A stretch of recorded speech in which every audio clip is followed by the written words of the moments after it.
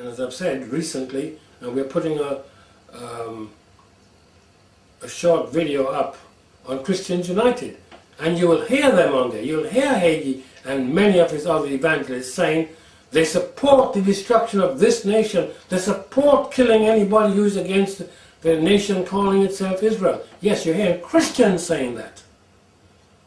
So you come back from this experience, whether it was positive or negative, you join some church which is supporting and associated with evil. It's not of God. If you were a Christian, you aren't going to tell us that, yes, it's okay to kill, because in the Bible it says kill. You've got a document, thou shalt not kill. So effectively, these things, whether it's high or low, keep you rooted in your error.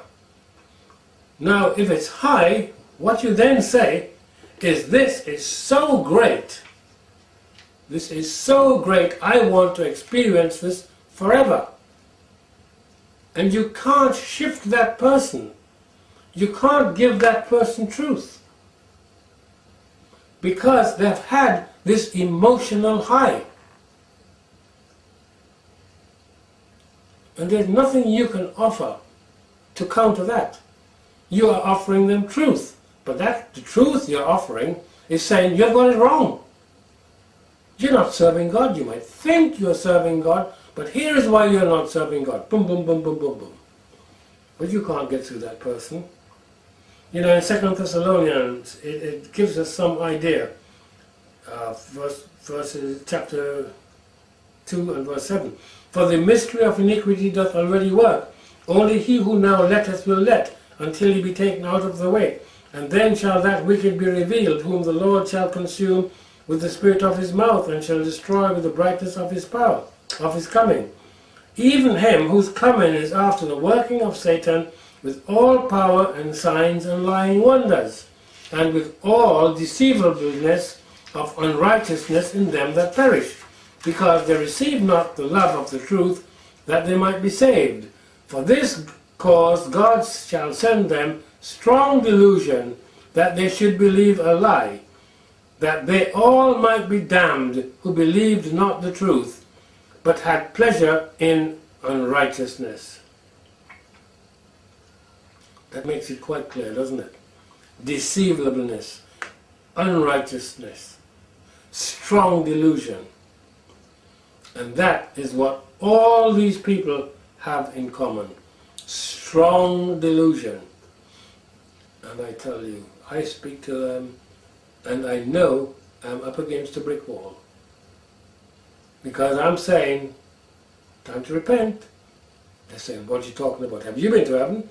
No, I haven't. Been on the earth. Well, we've been to heaven and we can't wait until we go back. Well, as I've said before, even on this Christian United 10-minute video, you know, all these people are on their way to heaven. Very arrogant, very arrogant. Christ is coming to the earth, he's going to rule on the earth with his saints. So, well, maybe God's got a special little heaven for them up there. So if we go back to what this man said in the beginning, he said he had made this demon his own familiar. Well, familiar is a spirit that you talk to. I know what he wants, but I deceive him by showing him images that he believes are reality. Now, this is the reverse of the truth. He has been shown images that the fallen angels or demons have made him believe is reality. And he is satisfied. So it is the direct opposite of what he says. He says, I know what he wants, but I deceive him by showing him images that he believes are reality, and he is satisfied. You see the confusion? And then we can also see the legal reason for his continued demonic state, because he said, I have made it my familiar, a familiar spirit. Well, the Bible from one end to the next is telling you, don't do that, it's an abomination. But he is communicating with an evil spirit. So no wonder he is possessed by demons, because he has given them the legal reason. Interesting, isn't it? So what we have got to ask is, what is the point? What is the purpose? Then we have got to try the spirits. We have got to test them. And the experiences we are given, we have to test them. I mean, some of the Jewish people said, well, you know, fortunately for this my friend, he had on his jacket with the special little tassels on it. And that's what saved them from going to hell. Absolute foolishness. Absolute foolishness. Another one said, I'm particularly taking the Jews because they're rated quite highly. I'm not saying they were genuine Jews or false Jews. I'm not making that distinction at this time. Another one said, oh, when I felt I was just falling away, you know, I just shouted, the Lord our God is one. And that alone was able to save him from hell. It doesn't work that way. It really doesn't work that way. In 1 John 4:3, and every spirit that confesseth not that Jesus Christ is come in the flesh is not of God. And this is that spirit of Antichrist, whereof ye have heard that it should come, and even now already is in the world.